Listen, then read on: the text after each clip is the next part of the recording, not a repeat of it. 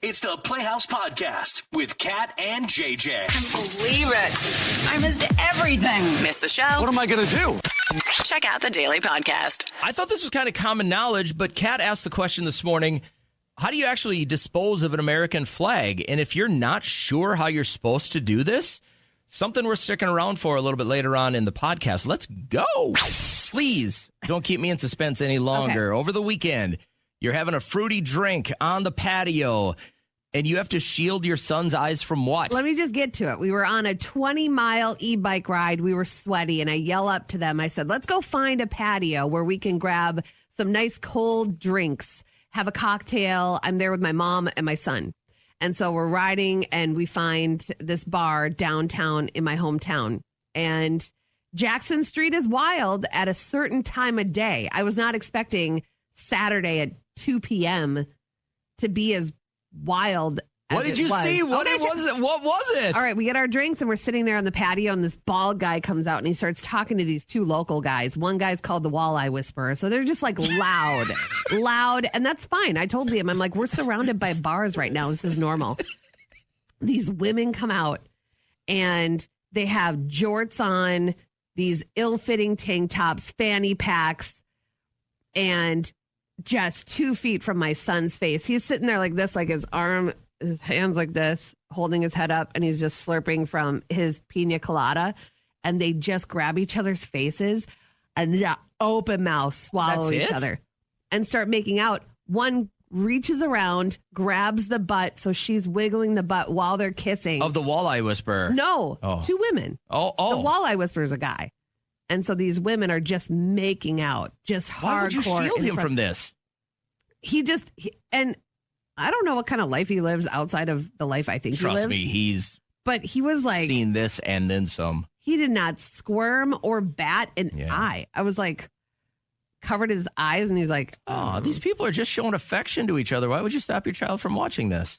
I just did. But then, I mean, they couldn't stand. So I don't even know how long they had been drinking. Probably started very, very early. They were in love. Because it was at 2 p.m. They were not in love. They were in lust. No, they were in love. Went on Jackson Street is what we say. And they just were going at it. And given the fact that we were around bars, I was like, well, we're not in Target. You know, they're not going crazy in the kitchen aisle at Target. But let them go. They're in love. Why would you ever stop them from this? It was just wild to watch. And the kiss wasn't even like hot. It was just so Was it wild because they weren't hot people? Is that why it was wild to you? Because the way you described them in shorts and ill-fitting tank tops, they just weren't good-looking humans. What if they were like really, really good-looking people? Would have you let them watch? No. Yes, you would have. I mean, it would have been better to watch. If you're fugly, nobody wants to see it. But if you're hot, everybody wants to see it. And I'll agree with you on that. If they were two like beautiful blonde, tan college girls and they're like, what in Rome? Let's go. Let's do it. I would have been like, you know, they're just experimenting. But this is obviously when you were setting this up, I was like, he saw somebody, mainstreaming some heroin or something like that. And then we went down to the dam and rode. There are like these seedy like tunnels that you can go to back to get to one of our relatives' houses, and we were taking that way home.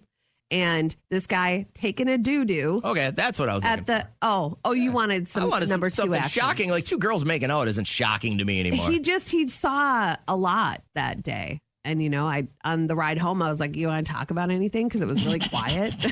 And he's like, no. He was just reliving it in his brain. He's like, I saw a fantastic lesbian moment. Well, his whole thing was the guy was pooping on grass next to a porta potty, which was weird. I was like, the choices we make. He just was maybe an exhibitionist or something, but it was weird. Like we were fishing in the river, like we were depending on that river's probably dirtier than and right next to the porta potty. I know. It was a weird day, but it was like funny and I don't know. But yeah, those ladies went at it.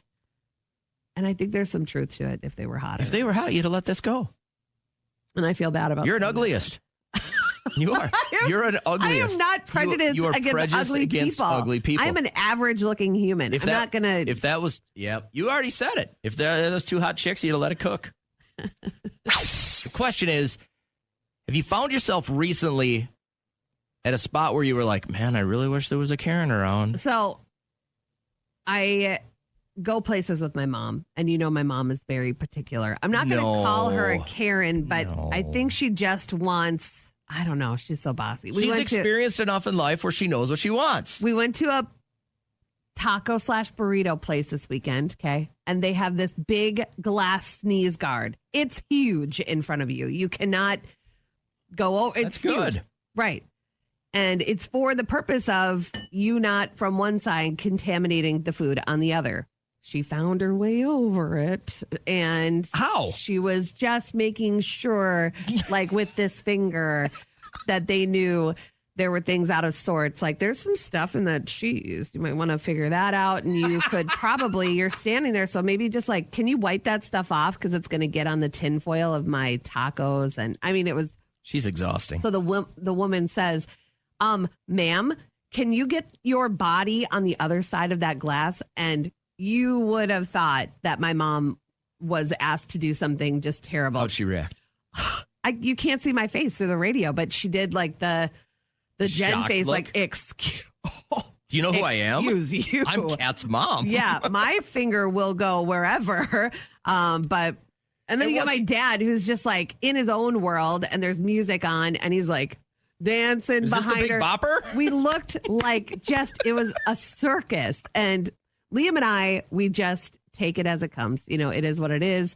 If there's some guac in my cheese, I'm just going to deal with it, but you got some schmutz in that. You got to get that taken care of. I was like, oh my God. Alyssa, I appreciate you calling the show. You got a moment here lately where you wish there was a Karen around? I went to the movies the other day with my kids. I bring my two sons, and right behind us is just a group of rowdy, obnoxious, loud teenagers. And I mean, throughout the entire movie, it was relentless. Oh, no. And I feel like my wish is that a hero Karen would have stepped in to be the one to call these kids out, tell them to be quiet, make them stop. Sure. I wasn't sure if I was ready to take on that role myself. So I just let it go on, and it said stewed in the anger. And I'm wondering if I had turned around and gave these kids a talking to, would I have looked like the villain? Would I have been? Yes, you'd have been a Karen. Yes. JJ says that, but like the way you said, where was a Karen when I need one, shows that maybe we do need those people in our lives. The ones that just don't give a you-know-what about how people feel, and they just want a situation to be right. Why did you can handle it without being a Karen too. I mean, you just turn around and go, guys, enough. I look at it, how much money you spent. Like going to the movies, not a cheap thing. You got the popcorn, the tickets, the drinks, and then you settle in for a show that you paid good money for, and then these kids who don't know the value of $1 ruin the experience. We're on the verge of something here. If we can do something that's like Uber Eats, but for Karens, like Rent a Karen. Yes, you could have dialed her up. If you got the app, all you got to do is let them know where you are in the situation. Like this might be $1 million idea. Call a Karen, but call starts with a K. Call a Karen. Call a Karen app. Perfect. All right, verbal trademark. Okay. Y'all run with a group of friends that ask you things like, what was your first date like? Because my son got engaged over the weekend. Mm-hmm. So we're talking to people and they're like, but what was your first date like? What was it when you got engaged? I'm like, it wasn't a big thing. We kind of talked about it and then just did it. And he did the whole thing where he fooled her and took her down on the dock and the candles were lit and we were hiding and he got down on one knee. And so it'll be very memorable for them. But do you have that group of people that were like, what was your first date like? They want to know all about you. Oh, aside from relatives, no.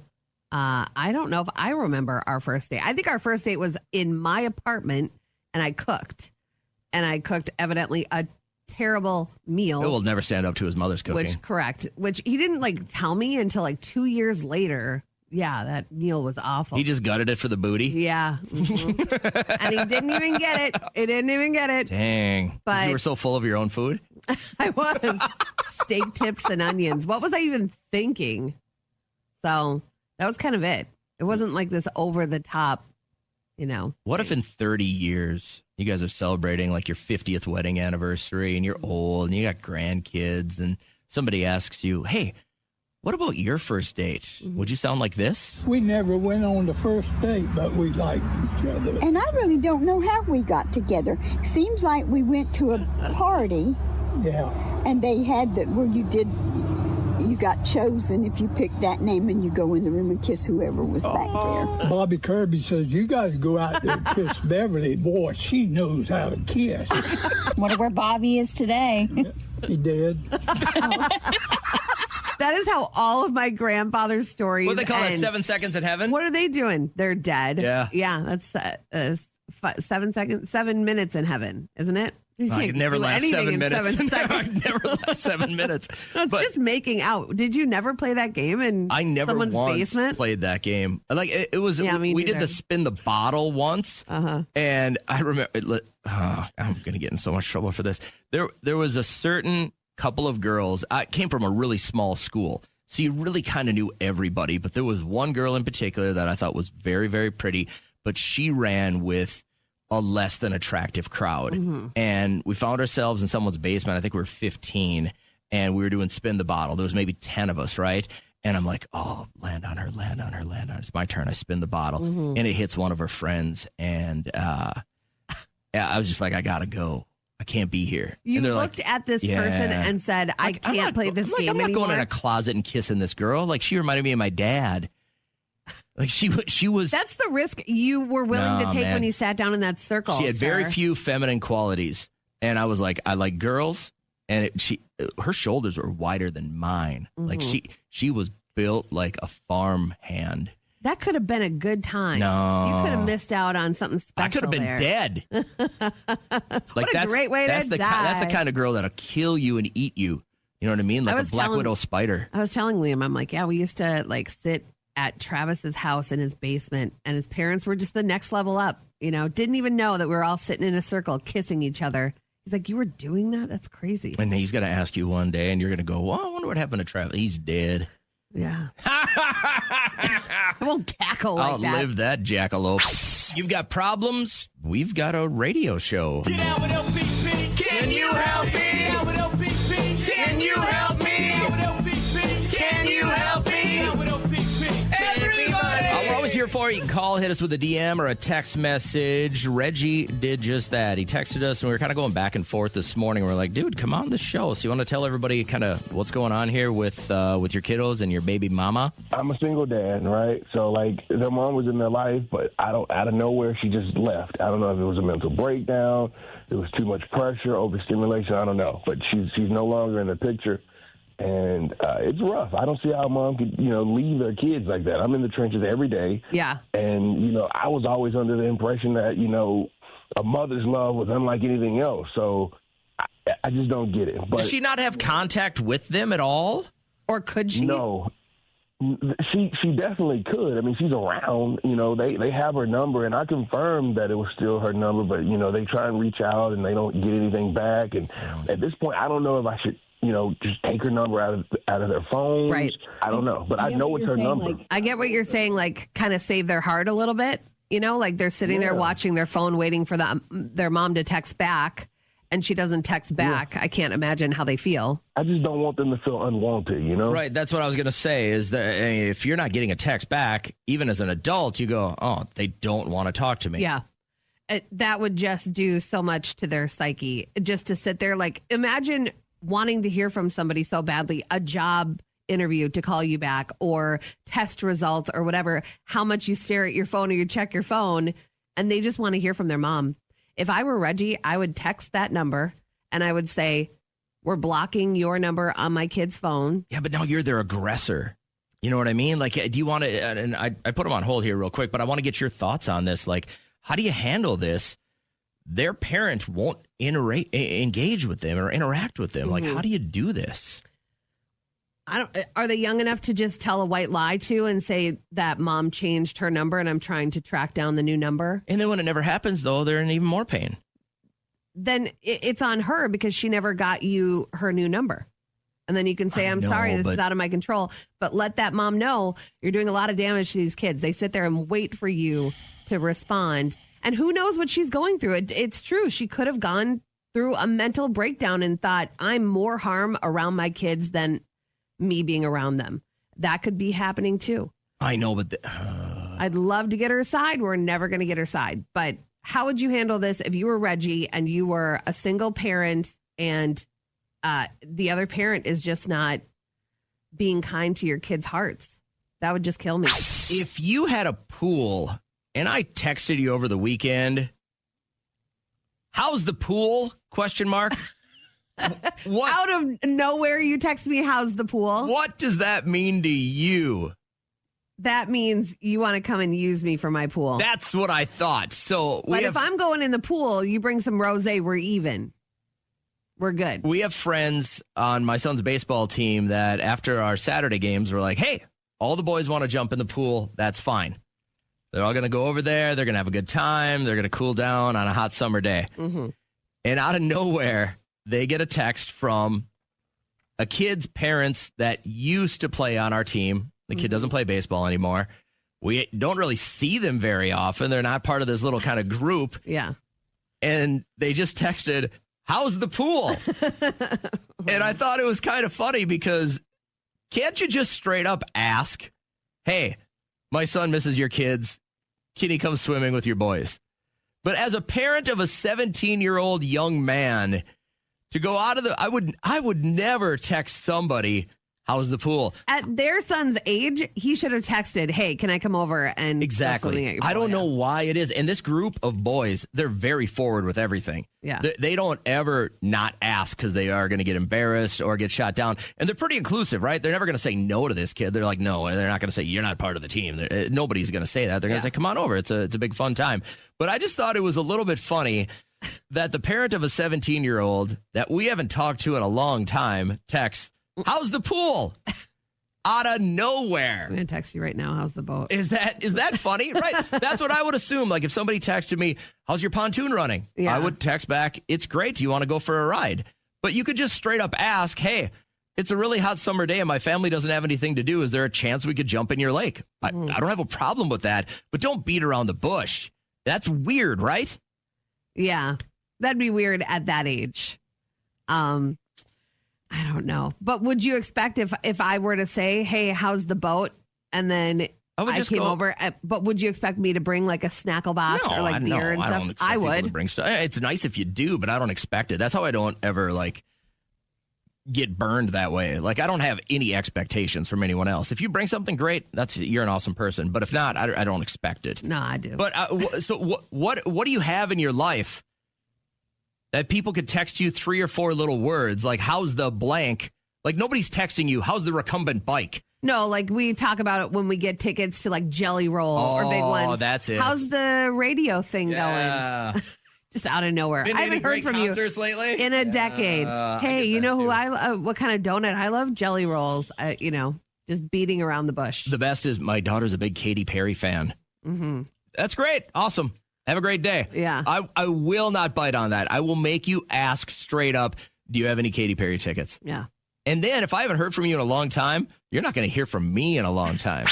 When I heard this audio this morning, I'm like, oh, this is a reason why we should talk about this because it's a current conversation where I live in the development between two guys. But this 21-year-old girl, pantsless woman, arrested in Iowa last week. She took a bunch of American flags, stole them, and lit them on fire. You just keep all your flag burning and your hippie rock protest songs on your side of the town. So clearly drugs were involved. She was found with drug paraphernalia on her. She also kicked the officers as they were trying to get her away from the flames. But someone had said that is the only right way to get rid of a flag is to burn. Is it really? Yeah.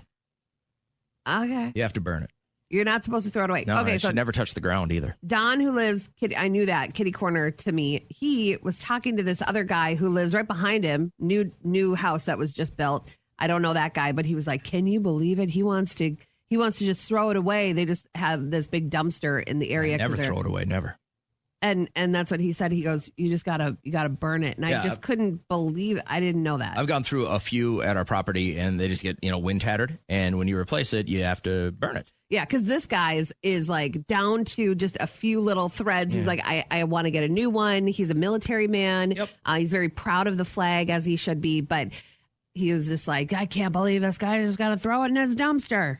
Give it to me. I'll get rid of it the right way and put it in my bonfire. That's the other thing is I think most like VFWs or American Legions, if you want to drop it off there, they'll do a ceremonial. They'll burn it for you. But for me, it's always been like, and I have it, and it's sitting in my garage right now. Yeah. And for some reason, I don't want to throw it in with like sticks and logs and stuff like that. Like when I go to mow our property, I'll grab all the sticks or any down branches and stuff like that, and I'll burn those in our fire pit. But I don't feel right about putting the flag in with those. For some reason, I'm just going to have to just burn it by itself. By itself. You know what I mean? You throw some lighter fluid on it, you get a fire started, and you throw it in there, and it's supposed to be just kind of a ceremonial thing. Like, you don't have to have trumpets and everything like that, but you're never supposed to throw a flag away. Okay. Yeah. Good to know. Yeah. So that was just my question, because it was a conversation that I was having with Don there. He was having a very hard time. You'd be surprised at how many Americans probably don't know that. Okay. And so if you have a flag, and I'm pretty sure that if you take it to a VFW or an American Legion, that they'll dispose of it if you don't, burn stuff. If you don't live in a spot where you're going to burn it, instead of just throwing it away. Yeah, listen, as a garbage man or woman, that would be atrocious to come upon a garbage and then it dumps and you see an American flag in there. Mm-hmm. Brutal. Yeah, I can't imagine how that would make you feel. I would have to stop and go in there and get it and bring it home and burn it. Mm-hmm. I think that's one thing that would make me stop that, or like a bowling ball. Yeah. I'd probably want to keep that. You never know if those are any good. You're always finding those everywhere you go. Bowling balls are everywhere. Crazy. You ever been in that kind of a situation where you found somebody, maybe a neighbor, that wasn't burning it? I mean, how would you handle that? I would for sure light them up. I would get out of my safety zone. Then would you just go say, I'll just take that from you? I would just go, what the hell's your problem? What are you, not an American? Tuesday morning during our live show, we're going to go on the hunt for people that have moved more than we have. Like, if you talk to most people that have been in radio, they'll tell you how many times they've had to move because they got fired or the station changed formats. So we're going to look for the people that have moved the most. You had how many different addresses, like since college or since you moved out of your parents' place? Get those to us at 7:35 Tuesday morning. Right now, let's wrap up the podcast. Talking about big moments in our kid's life, my son Peyton got engaged over the weekend, and so that was kind of the highlight for all of us. And we get this text, and you can text us audio. Like, you can text us a voice note. You can text us a video, and we get this video from Kelly. And are you assuming she was the one giving the toast? No, I'm assuming she's the one that took the video, and I think her daughter got married. So we were talking about big milestones in your kids' lives that have happened recently, and I think that this is one of them. Just a very charming cheers that happened. Cheers to a life full of love, laughter, and a whole lot of ass play. Oh, my God. These women look gorgeous. Hair, makeup, amazing dresses. Classy broads. Classy broads right there. And who are these people that all agree that that kind of play is a go? Cheers to a life full of love, laughter, and a whole lot of No. play. When you give that speech, you don't realize what's happening with the old people there. Yeah. Like, they are all clutching their pearls. And then the worst is you got grandma in the way back who's going to turn and go, what's hash play? I know. Right? She's going to, what did she say? And then it's going to get repeated over and over and over again. Yeah. So, way to keep it classy. We're grateful for the text, Kelly. Thank you very much. We all get to a point where we're like about those big moments in life. And then something happens where you decide to have kids, and then it becomes about their big moments in life. My oldest son, Peyton, graduated a little over a year ago from college. And on Friday, popped the question to his girlfriend, Maddie. And it was cool because her parents came to our place about an hour ahead of time, had a cocktail, and just kind of waited. And we were trying to hide. So here's how we had it all planned out. Yeah, let me know how it went down. I was curious about, like, how do you get her to our property without her knowing what's going on? Now, according to her sister, she thought this was going to happen like a week ago. So she caught the vibe that it was about to go down? She caught the vibe, and then it didn't happen. So she's sitting on this for like a week, kind of disappointed. And then he tells her, hey, for my work, we have this and my daughter was smart enough to go, Peyton, you got to make sure, like, she's got good, and it's not like she's a slob, but he's like, you got to make sure she's wearing something really nice for these pictures, or she'll regret it forever. So he comes up with the scam of, hey, I've got this work event Friday night, and it's kind of semi-formal, but we have to stop by my parents' house first, and I have to help my dad with a dock repair. And right away, she's like, you've never helped him with anything in his life, right? And what do you know about docks? So we get everybody to our place. They all park at the bar about a mile away from our house, so there's not a bunch of cars there. Mm-hmm. And her sisters go up in our loft above our garage and hide there. And they get there, and we're all hiding in the house so they can't see us. And he starts walking her down the stairs to the lake, and the sisters jump out behind so they can take pictures and everything. And he gets down to the end of the dock, and we can all see him and everything like that. And I'm not exactly sure what he said. They can't see us back at the house. And and I was like, don't do the, I've got bad knees thing or something like that. Don't just get on a knee, do it. And in my mind, my biggest fear is that he's going to drop this ring and it's going to end up in the lake. Yeah. And I'm going to be out there with a metal detector for the next week and a half trying to find it. And he gets down on a knee and she gives the, hands over the mouth thing. Oh my and God. They hug and they kiss. And then we all jump out of the house and we're like, yay! And so it was great. Did you cry? I didn't cry. Did you feel like you could have, though? Probably. Yeah. Like that's all cute. the memories of like when you bring your first baby home. Yeah. And my wife and I have this just like core memory of walking into our apartment at the time, and we sat down the baby carrier and he was sleeping, and we're both like, what do we do now? Yeah. Like, and then like all of a sudden flash forward to like, he's starting a family, and I was like, "This is crazy." And we popped some champagne, and here's how she knew it was all going down. First off, he doesn't do dock repair. Yeah. Number two, he never goes out of his way to come to my house to help me with anything. But then number three, her dopey father left his location services on, and so she knew her parents were at our house.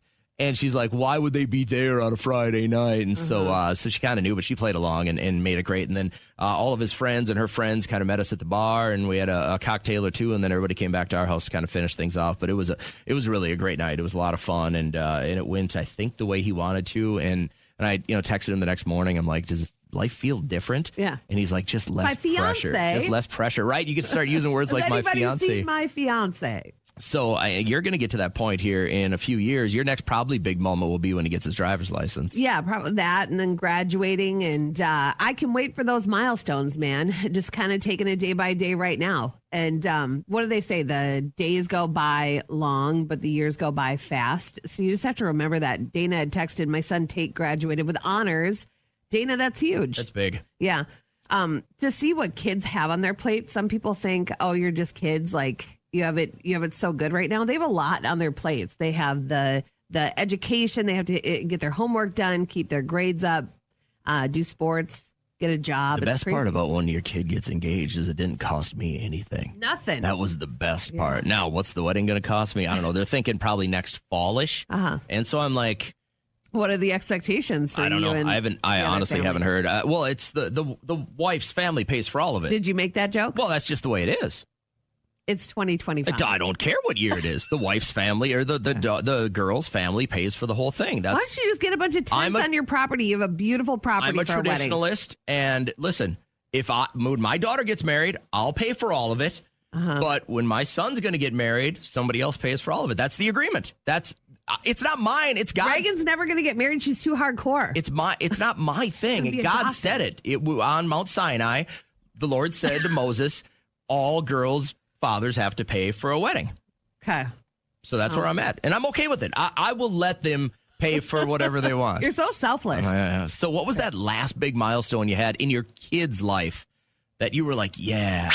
Bingo! How fun! Last week, someone lost an eye at bingo. Bingo. Bingo what bingo? Bingo! Bingo! Is Brandon over here somebody listening who has lost his phone in the last month? Or this woman, you got to hear this. She's eating, what's the name of this place? It was like a hot pot. Hot pot, and she gets to the bottom of her food, and I ordered dry hot pot takeaway. So I was just picking at the bottom, and the container was feeling a little bit weird. I've been to that place so many times. I kept digging, and at the bottom of the container was a working phone. Jimmy's cell phone. Yeah. Still getting texts all the while, all covered in hot pot juice. So you lost your phone sometime. And I'm looking for anyone listening who has been part of a lightning strike. These are so fascinating to me. It's basically all I'm watching while I'm pooping. Brandon, which one do you fit here this morning, man? I mean, JJ, the lightning Let's strike. go. Oh, tell me about it. Where were you? What happened? How many fingers did you lose? Well, it was our dog, unfortunately. Growing up, we had... he was probably 8 months old, a black lab. and his name, fortunately, was Smokey. Oh, God. It was his destiny. He was an outside dog, and we had a bad storm, and, yeah, he got struck by lightning and didn't make it. Oh, now, do you think he got struck Funny, directly? not funny, but yeah. Did he get struck directly, or was it, like, close to him He and he did. just... Is that No, but it hit normal? him directly. It's like, ugh. Well, I mean, the lightning strike's always going to find the highest point around there. But a dog is so small compared to probably the Yeah, buildings it was around or fences, and it hit the dog. Right, yeah, he was like in a big fence, and like right in the middle of the fence, he got struck. So We not to saw him get from the house. not to get too graphic here, but what does a dog that gets struck by lightning look like when you find him? Just dead. Okay, like, but it's, like, he didn't have a big patch of fur burnt off or anything? No, not that I can remember. I was pretty young. I was probably like 10. Oh, okay. Poor So what did Smokey. that do to you? Did it damage you, or were you like, people that grow up with outdoor pets, you kind of have a different mentality. Circle of life. Yeah. Yeah, circle of life. But that was our last outside dog. Yeah, the rest Over stay inside. dog. Do you think Smokey did something to make God angry, or was this just by random chance? I don't know. I think so. You both. Well, I think it was happenstance. yeah, I think it just And then happened. you got to start really thinking about naming the rest of your dogs. Like, nothing that could Yeah, be we a did not violent use ending. Smokey again. Yeah, just like, Yippee or something like that. Like, ours is Addison. What bad could happen to Addison? Right. Or just George. Right. Yeah. And don't name him Steamroller or, Truck or something like that. Like, Combine. No, don't run towards the truck. Yeah, right. all right. Thanks for the call, man. I hope you have a really good morning. Thanks. you Take guys care. too. You're going to see many, many heat waves throughout the summer, but when it settles in and you've got a job that doesn't necessarily get you in like a cool air-conditioned spot, how tough is it to go to work? Yeah, I feel like it would just be so Imagine so if it was dreaded. 95 degrees and humid in the studio every single day. And you have to bring just a massive jug of water with you. You constantly feel faint. You got a can't imagine. job that it just gets worse when it gets really warm out. Now, Laura, this isn't you. This is who? My husband's job is pretty hot. He runs a laser in a factory. Oh. And, if you got into the laser where it is cutting the pretty big sheets of metal, Sure. it would, burn your face off, in a second. Wow. So it's already hot in the factory where he works. And then on top of that, he has to run a laser. Now, he doesn't have to wear full clothing like he used to when he welded. That was probably hotter. And then he's had to go outside, work on farm equipment in the sun or in people's barns with, all the welding equipment on. The helmet, the thing to cover his hair, gloves, long sleeves, long pants. So that was probably even hotter than what he does Yeah, now. I mean, you got to you can't have the sparks ignite anything. I think the hottest I probably ever had a job was my uncle's farm. We would bale hay, obviously, but because I was the youngest, I always got stuck in the loft. Mm-hmm. So they'd bring the wagon from across the road. They'd get a whole wagon full, and they'd put it on the elevator, and I'd be up there stacking bales. And then I remember the first time I did it, I didn't realize they had to be stacked a certain way. And I get a whole wagon done, and my uncle comes up there, hey, how's it going? And he goes, whoa, we can't stack them like this. So we literally had to pull them all off and start restacking them. Nightmare. And he did maybe a half a dozen to show me how he wanted it. And then he's like, all right, figure this out. We're gonna go get another. And it never stops. Those wagons keep coming in, and those bales keep coming up the elevator. They work so hard. So I think the hottest job I had was at the skate park. I worked for my brother, and it was just a bunch of turds with rollerblades and skateboards, and you had to deal with that. Were you in an nonsense. air-conditioned office, No, though? I wasn't. Oh. It was like a little trailer, and it had a few steps up to it, and it was a heat box, and I had to bring like milk gallons of water with me to work. The hottest job you've had, what is it, and how bad does it get during the summer? Holler. What's the job you have that just gets exponentially worse? I look at those hot jobs outside, like construction workers or anybody that has to go in and out of their UPS truck or, whatever the manual labor outside is. And those are the jobs that you don't need to pay for, like a gym membership. You're doing it all. Those during the day. drivers, I think it's worse when you have to go hot to cold, hot to cold, hot to cold. You get sick. You know what I mean? Yeah. Like, that's a thing. Hi, Carlita. How you doing today? good. Good. We're great too. Thanks for asking. I had worked at Dole Pineapple in Hawaii on the island of Oahu, and they had these big giant fans everywhere, but it was like all it did was just put the sweat through your hair right onto your face, and you didn't get the breaks that you used to get back then. That was the hottest and most miserable job I ever had. I got to ask the question that's on everyone's mind. Why would you move from Hawaii to here? My husband was in the military, and our tour ended. Okay. I gotcha. How long did you work in the Dole Pineapple Factory? 2 years. And those big fans, they move air, but they just move hot air. It's like a barn fan, right? Everyone's like, those are great. They move. No, they just move hot air. And then it's even harder to breathe. Yes. And then when I worked back there, I'm not going to tell how long ago it was, but if you miss one of those pineapples coming out, they had the elderly people, and I shouldn't say elderly because I'm elderly now, but they would have them throw a pineapple at you. And they like, get with it. The money. How many act together. How many times did you get plugged with a pineapple in the back of the head? Once, and then I got suspended for like 2 weeks because I threw it back. Look at you. You're our type of listener. In Hawaii, when we went, it was so comfortable every day. It like sprinkled in the morning, and then it was a very comfortable heat. Like, how hot does Hawaii really get? Well, when I was there, it got to like 105. Whoa. But, it always has those seasons where it rains today, and you never know. It looks all sunny outside, then all of a sudden it's rainy. Not a hard rain, but like a good drizzle. Yeah. So I think that's why everybody carries umbrellas all the time, because you never know when it's going to come. I got you. Hey, thanks for the story this morning. I hope you were in a situation where you're not getting hit by the run-by fruiting anymore. Now I want pineapple. No, I'm way beyond that. Smiling. Have a great morning, Carlita. Because of circumstances beyond our control, we can't get too far into it, but Kat is really close to somebody who has a due date. Yes. Like a couple of days ago, right? Yesterday was the due date. And a loved one of mine is giving birth very soon. Cannot wait to meet this child, but miserable right now. Like, the weather was so hot to see her just sitting there like, come on, anytime now, just trying to make herself comfortable. I remember, like, the only thing that made me miserable was the throw up. It was just the smells. Like, it was all the time. Anybody's cologne or deep fried anything, I would just vomit. I wouldn't have any, like, heads up. It would just come. So that made me miserable. Crystal, you were 8 months pregnant. How miserable were you? Hey, Crystal. Crystal, you with us? Crystal? Hey, girl. Crystal.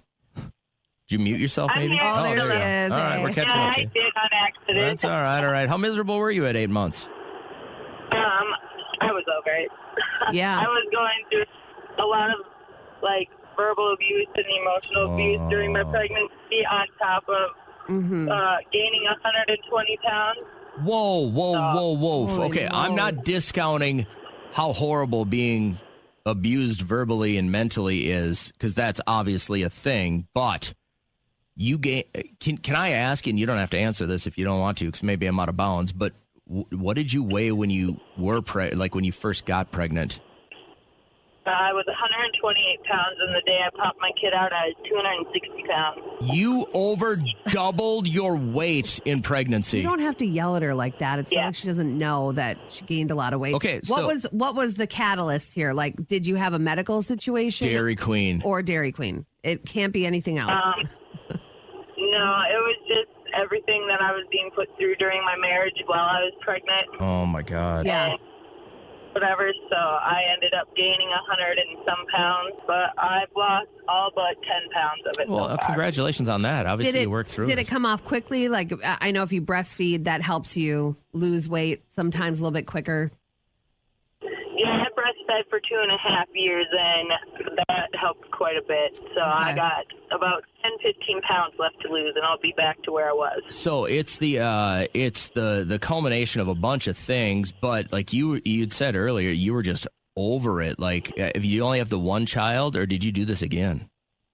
Well, I have a 16-year-old and my 3-year-old. Okay, and that's going to be it with the 3-year-old, because you just don't want to do this anymore? Oh, yes. For Mother's Day, I got a hysterectomy. On Mother's Day, or it was a gift that you had to schedule? It was a gift I scheduled for myself. That's so symbolic. That says so much that you're like, and that's your 3-year-old back there? Yep. Yeah. Eating coffee. All right. Well, I appreciate you checking in. I mean, I'm trying to really compartmentalize what you had to have been going through at that moment where you're like 8 months pregnant. Everything that was going on in your life was just, I mean, obviously your baby's a blessing, but good God, you went through it, huh? Yeah, it was pretty hard. Like, I was looking forward to a great pregnancy because my first one, I didn't really get to enjoy that one either. So I was like, cool, I get a second chance at it. Well, after that, I was like, I ain't not doing this again. So You've offered birth control to many, many young women out there this morning, so thank you. Oh, yes, no problem. All right, hang in there. Get those last 10. We're proud of you. Have a great day. Thank you as well. Can you Bye. imagine putting on... I mean, your whole body has got to react. Your joints have to hurt. Your sleep has got to be impacted. It's not overnight, but it's gradual. But I can't imagine the verbal abuse. You just kind of like look for anything to make your feelings better, and that might be food. And then you're hungry, and God, imagine doubling your weight in 8 months. No. I mean, that the stress on your heart, your brain, your joints. Mm-hmm. Every working organ. That's crazy. Gets it. You got one you want to share with us? I'm trying not to. I'm really just in awe. Yeah. That's crazy. That's what she was eating for 2. Okay.